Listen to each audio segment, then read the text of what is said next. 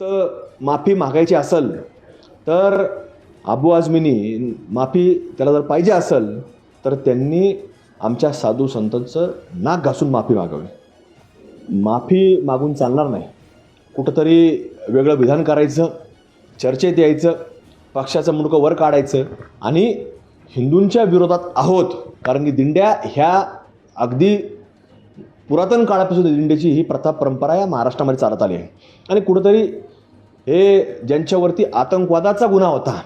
तशा प्रकारचे लोक आज कुठंतरी असे वक्तव्य करतात, त्या लोकांचा निषेध करतो आणि यांच्यावरती कायदेशीररित्या आमच्या साधू संतांच्याबद्दल अपमानास्पद बोलणारं, ज्या महाराष्ट्राची अस्मिता